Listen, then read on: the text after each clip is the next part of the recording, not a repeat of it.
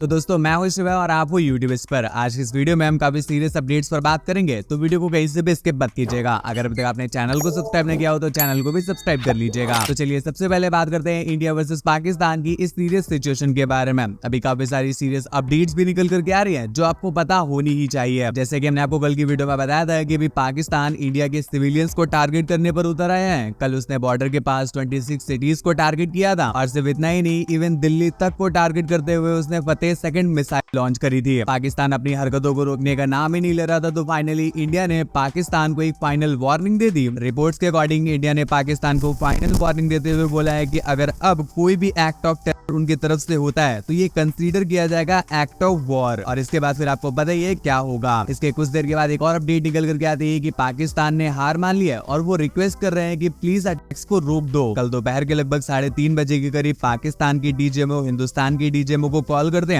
And request करते हैं कि प्लीज अटैक्स को रोक दिया जाए एंड सीज फायर लगा दी जाए। और इसके कुछ देर के बाद हमें यूएस प्रेसिडेंट डोनाल्ड ट्रंप की तरफ से भी एक अपडेट देखने को मिलती है। वो बोलते हैं कि यूएसए ने पूरी रात दोनों को साथ बिठा करके बात करी है और हमें ये अनाउंस करते हुए बहुत खुशी हो रही है कि इंडिया और पाकिस्तान फुल और इमीडिएट सीज फायर के लिए एग्री हो गया है। दोनों कंट्रीज को कांग्रेचुलेशंस कि उन्होंने अपने कॉमन सेंस और ग्रेट इंटेलिजेंस को यूज किया। पर लिटरली शायद अभी पाकिस्तान पागल हो गया है। उसने यूएसए के सामने सीज फायर एग्री किया, बट उसके 1 घंटे के अंदर ही अंदर उसने यूएसए और इंडिया के अगेंस्ट जाकर के फिर से सीज फायर वायलेशन कर दिया। एग्रीमेंट के कुछ ही देर के बाद हमें जम्मू के बॉर्डर पर एक बार फिर से कुछ पाकिस्तानी ड्रोन्स देखने को मिलते हैं जो अटैक करना स्टार्ट कर देते हैं। ये देख करके जम्मू कश्मीर के सीएम अब्दुल्ला भी ट्वीट करते हैं कि आखिर पाकिस्तान को हो क्या गया है, वो आखिर करना क्या चाहता है। सीज फायर होने के बाद भी यहाँ पर ड्रोन अटैक्स क्यों हो रहे हैं। और पाकिस्तान जो भी इतना पागल हो रखा है कि वो यूएसए के अगेंस्ट जाकर के इंडिया में सीज फायर वायलेशन कर रहा है, इसका रीजन भी बिल्कुल साफ है। कल चाइनीज गवर्नमेंट की तरफ से हमें एक अनाउंसमेंट देखने को मिलती है जिसमें वो क्लियरली बोलते हैं कि वो पाकिस्तान को फुल सपोर्ट करेंगे इंडिया के अगेंस्ट जाकर। और ऐसा नहीं कि चाइना को कुछ पता नहीं है, चाइना अच्छे से जानता है कि जो सारी चीजें हो रही है ये पहलगाम हमले की वजह से हो रही हैं। और ये वही चाइना है जिसने पहलगाम हमले को कंडेम करते हुए दुख जताया था।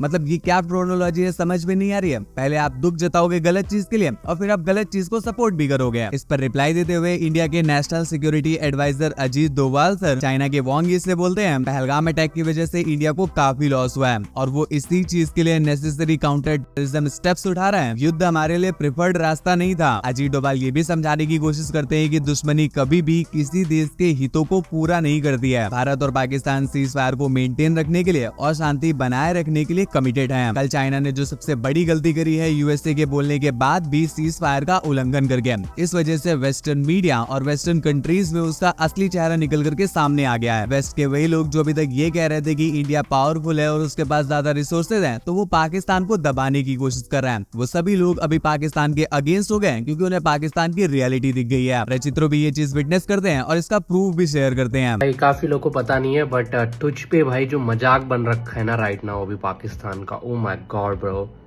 तो अभी मैं एसमन गोल्ड की स्ट्रीम देख रहा था, ठीक है, वो इसके ऊपर रिएक्ट कर रहा है। लुक एट दिस कमेंट्स, ठीक है ना भाई, ये कमेंट्स देखो, ठीक है। Bro naming all his friend to scare them और समथिंग, क्योंकि इनके प्राइम मिनिस्टर सारे देशों का नाम ले रहे थे। They always bag, he is lying, ठीक है ना। इसके बारे में हो रहा है ये लाई कर रहा है, ठीक है। They have sold their land to China, bro what the fuck. Yes take loan and give it to China, lmao, what the fuck. Pakistan never had a prime minister who completed their full term. Oh my god. Bro, can he address the violating ceasefire while I'm watching credit from a movie? Pakistan is controlled by army. He is just a puppet. I mean, if you follow Western media, तो Western media पे पहले ना बहुत ज्यादा ऐसे चल रहा था कि भाई इंडिया ने अटैक किया and Pakistan is a victim, लेकिन विद इन 24 आवर सब चेंज हो गया। पर यहाँ पर तुम आयरनी देखो भाई, पाकिस्तान के ऑफिशियल्स और उनका जो प्राइम मिनिस्टर है ये पता नहीं कौन से डुलुलु में जी रहा है, पूरी दुनिया को समझ नहीं आ रहा है। सीरियसली उनके इतने सारे एयर बेसेस तबाह हो रहे हैं, पूरी दुनिया में बदनामी हो रही है, वो बार बार सीज फायर उल्लंघन कर रहे हैं, उनकी एक भी मिसाइल इंडिया को टच नहीं कर पा रही है। इसके बावजूद भी उनके प्राइम मिनिस्टर ने कल कंट्री में विक्ट्री अनाउंस कर दी। भाई उनका प्राइम मिनिस्टर क्या बोल रहा है कि दुश्मन की फौजी हटे, असलहों के अंबार और और एयर बेसेस देखते ही देखते सब खंडराहत बन गए। उनके राफेल हमारे शाइनों के निशाने पर आए और अल्लाह के फजल से फेल हो गए। हमने दुश्मनों के साथ वही किया जो एक बावकार कौम करती है। और भाई सिर्फ पाकिस्तान का प्राइम मिनिस्टर इतना बड़ा बेवकूफ नहीं है, वहाँ की आवाम इनसे भी ज्यादा बड़ी बेवकूफ है। दुनिया भर की गाली खाने के बावजूद भी वहाँ का प्राइम मिनिस्टर झूठ बोल रहा है कि हमने इंडिया से जीत हासिल कर लिया है। और ये सुनकर के लिटरली वहाँ की आवाम पटाखे जलाने स्टार्ट कर देती है। ये जो आप वीडियो आप अभी स्क्रीन पर देख रहे हो, ये इस्लामाबाद की वीडियो है। उन्हें लिटरली ये लग रहा है कि उन्होंने इंडिया पर जीत हासिल कर लिया है। पाकिस्तान की एक और गंदी हरकत अभी इंटरनेट पे एक्सपोज हो गई है, वो भी उनके गवर्नमेंट ऑफिशियल ने गलती से एक्सपोज कर दिया। दोस्तों पुलवामा हमला तो आपको याद ही होगा, आज भी हम उसे ब्लैक डे बोलते हैं। और इस चीज को लेकर के जब इंडिया ने सारे प्रूफ रखे और पाकिस्तान को ब्लेम किया, तो पाकिस्तान ने ये चीज मानने से ही मना कर दी और वो आज तक भी इस बात को नहीं मानता था। पर कल क्या होता है कि पाकिस्तान के तीनों डिफेंस की एक प्रेस कॉन्फ्रेंस होती है। उनमें जब उनके नेवी ऑफिसर के बोलने की बारी आती है, तो वो हवाबाजी में लिटरली खुद से ही एक्सपोज कर देते हैं कि भाई पुलवामा के पीछे हमारा ही हाथ था। उनके शब्द थे पुलवामा वॉज टेक्टिकल ब्रिलियंस, मतलब पुलवामा जो था वो हमारा टेक्टिकल ब्रिलियंस था। और अब हमने उनको दिखाया ऑपरेशन प्रोग्रेस। देखते हैं अभी इस चीज को लेकर के पाकिस्तान पर क्या एक्शन होता है। इंडिया वर्सेस पाकिस्तान की सीरियस सिचुएशन को लेकर के कल जब रणवीर अलाहाबादिया ने एक पोस्ट किया, तो लिटरली पूरा इंटरनेट उन पर टूट पड़ा। सीरियसली वो ऐसे लिख देते हैं कि हमें पाकिस्तानियों से कोई हेट नहीं है और हमने जो किया है उसके लिए हम आपसे माफी भी मांगते हैं। वो लिखते हैं, डियर पाकिस्तानी भाइयों और बहनों, मुझे बहुत सारे इंडियंस की तरफ से हेट मिलेगा, पर ये बात कहनी जरूरी है। बहुत सारे इंडियंस की तरह मेरे दिल में भी आपके लिए कोई हेट नहीं है। हम में से बहुत लोग चाहते हैं कि शांति हो जाए। हम जब कभी भी पाकिस्तानियों से मिलते हैं तो वो हमारा बहुत प्यार से वेलकम करते हैं। पर तुम्हारी कंट्री तुम्हारी गवर्नमेंट से नहीं चलती है, वो तुम्हारी मिलिट्री और ISI से चलती है। और जो एक एवरेज पाकिस्तानी है वो इन लोगों से बहुत ज्यादा अलग है। जो एक एवरेज पाकिस्तानी है उसके दिल का ये सपना है कि चारों तरफ पीस और प्रॉस्पेरिटी हो। इसके बाद वो पाकिस्तान को बोलते हैं कि भाई जो तुम्हारी गवर्नमेंट है वो इंडिया पर अटैक करवाती है, और इसके वो कुछ प्रूफ शेयर करते हैं। आप चाहो तो पॉज करके पढ़ सकते हो। पर इसके बाद जो वो बोलते हैं कि दिल से सॉरी अगर लग रहा है कि हम नफरत फैला रहे हैं। इस सेंटेंस की वजह से भी बियर बाइसेप्स को काफी ज्यादा हेट मिल रहा है। लिटरली गालियां भी बढ़ रही हैं। एक यूजर लिखती है कि भाई बियर बाइसेप्स, तुम्हें ये राइट किसने दिया कि आप इंडिया के बिहाफ पर किसी से भी माफी मांगो, सिर्फ इसलिए कि आपने 50 से भी ज्यादा आर्मी पॉडकास्ट किए हैं? तो इससे आपको कोई अधिकार नहीं मिल जाता है कि आप इंडिया की ऑफिशियल वॉइस बन जाओ। इसके लिए हमारे पास हमारी गवर्नमेंट है जो बहुत अच्छे से काम कर रही है हमें प्रोटेक्ट करने का। भाई तुम्हें बिल्कुल भी आइडिया नहीं है मुंबई के बाहर की लाइफ कैसी चल रही है। इसके अलावा और भी काफी सारे ट्वीट्स हैं जो थोड़े से इनअप्रोप्रिएट है, पढ़ने लायक नहीं है। फिर भी आप पढ़ना चाहते हो तो पॉज करके पढ़ सकते हो। पर कुछ देर के बाद ही रणवीर अलाहाबादिया इस ट्वीट को डिलीट कर देते हैं। इस पर मैक्स ने भी उन्हें रिप्लाई देते हुए ये बोलते हैं, ये रणवीर अलाहाबादिया या फिर जितने भी यूट्यूबर्स हैं इंडिया के, पाकिस्तानी ऑडियंस को स्टेटमेंट दे रहे हैं कि बुरा मत मानो ये वो फलाना ठिकाना। अरे क्यों देना है स्टेटमेंट, भाड़ में जाए, तुम अपना वीडियो डालो ना बैठ के। और मेरे को रणवीर अलाहाबादिया का समझ में नहीं आता, इस बंदे को हर किसी की नज़र में अच्छा बनना है। इसका बस चले तो आतंकवादियों तक को पॉडकास्ट दिखाएगा ये कि देखो बैठ के भाई अच्छा पॉडकास्ट है मेरा। पता नहीं क्या अजीबोगरीब हरकतें करते रहता है भाई ये।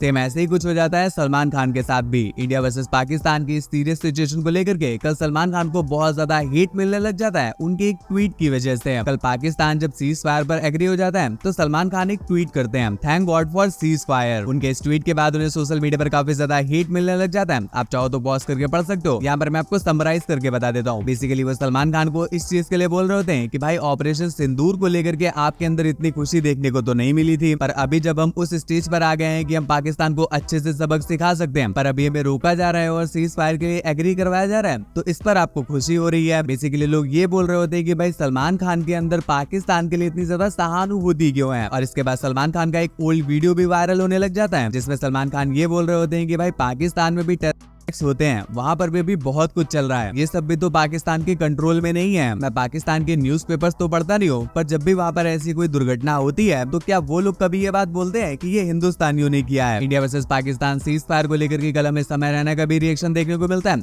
वो भी पहले खुश हो जाते हैं कि हाँ भाई चलो ठीक है, इंडिया वर्सेस पाकिस्तान के बीच सीज फायर हो गई है, और इसके बाद वो डिसअपॉइंट भी हो जाते हैं कि भाई 1 घंटे के अंदर ही अंदर पाकिस्तान ने सीज फायर को वायलेट भी कर दिया। कल लक्ष्य चौधरी पाकिस्तान और पाकिस्तानियों को लेकर के कुछ ज्यादा ही भड़क जाते हैं। दोस्तों आपको बताइए कि अभी पाकिस्तानी क्या कर रहे हैं कि वो इंडियन अकाउंट्स पर भर भर करके गालियां दे रहे हैं। वो बोलते हैं कि मुझे अभी तक लगता था एक ग्रुप में किसी भी तरह का स्टीरियोटाइप क्यों ना हो, पर 1-2% लोग उस ग्रुप में जरूर होते हैं जो उससे अलग सोचते हैं। यही चीज मैं कंट्रीज के लिए भी सोचा करता था कि कोई भी कंट्री चाहे कितनी ही ज्यादा खराब क्यों ना हो, पर वहाँ पर कुछ ना कुछ लोग जरूर ऐसे होते होंगे जो रियलिटी को फेस करना जानते होंगे। पर यहाँ पर मैं गलत था। हमारे जो नेबर्स है वो 100% जोकर ही है, every single one of them. चाहे वहाँ के आर्टिस्ट ले लो, एथलीट्स ले लो, पॉलिटिशियंस ले लो, जर्नलिस्ट ले लो, एक्टर्स ले लो, जनरल पब्लिक ले लो, एजुकेटेड ले लो या अनपढ़ ले लो, हर कोई एक से बढ़ के एक बेवकूफ और इल माइंडेड है। जेन्युइनली आज मुझे बहुत ज्यादा अच्छा लग रहा है कि 1947 में हम उनसे अलग हो गए। सोचो अगर हम उन लोगों के साथ रह रहे होते तो DRDO, IITs, इसरो ये बनाने के बजाय हम पागल खाने बनवा रहे होते हैं। ये बेवकूफ सीज फायर को ऐसा सेलिब्रेट कर रहे हैं जैसे इन्होंने जंग जीत ली है। आशीष चंचलानी भी कल पाकिस्तानियों को लेकर के थोड़ा सा भड़क जाते हैं एंड वो भी पाकिस्तानियों को डायरेक्ट रिप्लाई देते हैं। मेरे को एक बात बताओ, मुझे जो भी लोग